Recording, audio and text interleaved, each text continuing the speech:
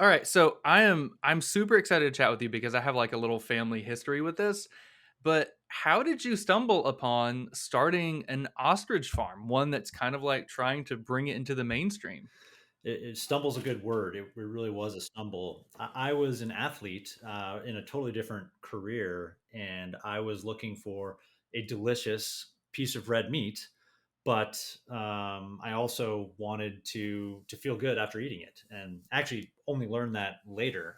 Really, I just went into a restaurant in South Africa and said, "Give me the biggest, tastiest piece of red meat you have," and they brought out ostrich, and I ate it, and it tasted very similar to beef, except then after I ate it, I didn't feel lethargic. I didn't feel slow. I actually went for a long run. And I was like, wow, what kind of red meat, beef like red meat can you eat?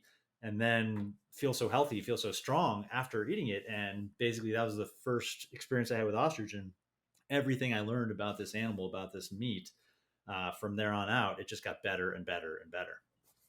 That's awesome. So you said that was in South Africa? Yes, I was actually working in a totally different career. I was actually working in finance, based in Johannesburg, traveling throughout the continent, working on consumer products type of companies.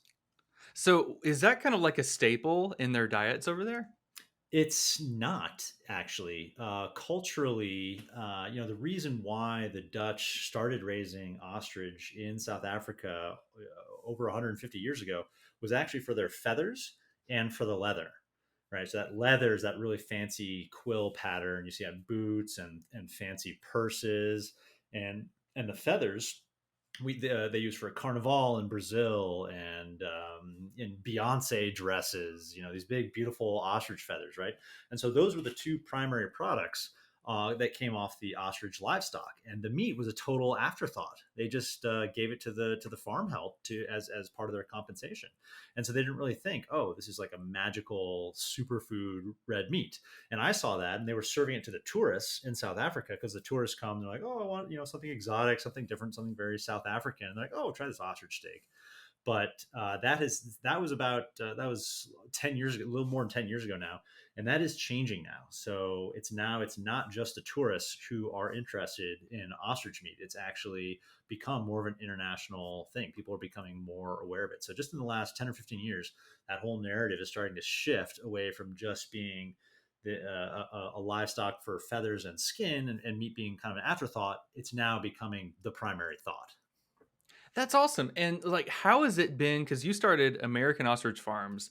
How has it been trying to like revitalize it here in the States to get people interested? Like, hey, it's very similar to beef, but it's more sustainable and you don't feel like, you might not be lethargic after you eat it. So what's that struggle been like for years trying to get it more popular? Consumer education is always difficult, right?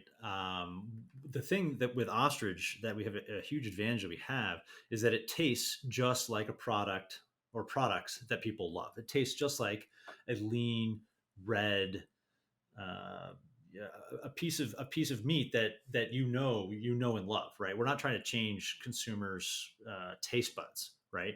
The challenge is the name of it. It's an ostrich. It's not beef. It's not pork. It's not chicken. It's not one of these names that you've had for hundreds, sometimes thousands of years have been common. So really, we just need to get past the word ostrich, and it's a no brainer for people. What we've done recently is at some of our farmers markets is start serving people meatballs. So we'll have like a free sample meatball that we've been serving folks. And we're like, oh, just try this meatball, and try not to tell them, kind of what it is too much. And they're like, oh, it's delicious. Tastes like a great, red meat meatball. Hey, that's ostrich meat. People are like, really? No, like, yeah, it does. So that first interaction that consumers have with it is really difficult. And that's basically, we just need to figure out how to get more samples of ostrich into people's mouths, because we know when you eat it, if you like red meat, you like ostrich, period. That's really cool, and that's such a very clever marketing strategy. Like, you're not trying to get them to cook a totally different way. Like, you're trying to show them this is a great substitute for beef. Like, whether it's burgers or meatballs or whatever, even like steaks. Like you said, you're not trying to change their taste buds. You're just trying to show them, hey, this is another option for you if you want to cook it this way. Yeah, it's just an alternative. We just want to be thought of right next to elk, wild boar, bison. Not as well known as beef for sure, and that's okay. But it's something that you can try instead every once in a while. Oh, and by the way, not only does it taste great like those meats you already know, it's much healthier for you and healthier for the planet. So yeah, going along the which we'll talk about all of that. Like how much healthier is it for you compared to traditional beef or other red meats? It is more than 95% lean. So there's only 3 grams of fat in a serving of ostrich and 1 gram of saturated fat, which is the stuff that clogs your arteries. Um, and so, hey, there's a time and a place. People, the whole keto movement and people saying, oh, hey, fat is good. And that's true. We're not against fat, but you can't eat a ton of fat all the time, right? I mean, some people do, but what we're saying is, hey, if you want to enjoy a really a really high end piece of red meat, a really fancy piece of red meat, but don't want all the fat, Wagyu's not your thing. I mean, that Wagyu tastes delicious, but if you want to reduce your fat intake, you can still have that craveable red meat experience, except eating many fewer calories, a fraction of the calories, a fraction of the fat of some of these gourmet beef products. Yeah, if you're trying to reduce your fat, Wagyu is not going to be a very good option for you because it's super duper fatty. But yeah, ostrich might be a good one. So, like, what sort of, I guess, could you say, how many substitutions do you have for ostrich meat when it comes to beef? Like, what sort of steaks, what sort of roasts, what different types of meat can you get from an ostrich? It's so versatile. I mean, literally almost anything you can do with beef, you can do with ostrich. Now, of course, because of the lack of the fat, you're not going to be able to do some of those fattier beef dishes. Beef ribs are one of my favorite. Tons of fat, really delicious, but we don't have that. Our rack of ribs on the ostrich is still super lean. Like everything on an ostrich is really lean.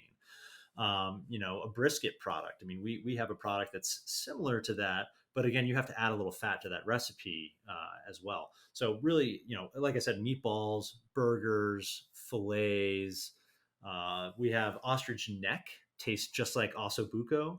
But again, it's like a leaner spin on that. And we have a lot of high end chefs that like to do the ostrich neck. You slow roast it, and it's like a lean ossobuco. So there's so many different things that you can do with ostrich, and we're trying to partner with chefs who are really bringing that creativity, and we're figuring new things out every week. There's just so many different dishes you can make with different parts of the ostrich.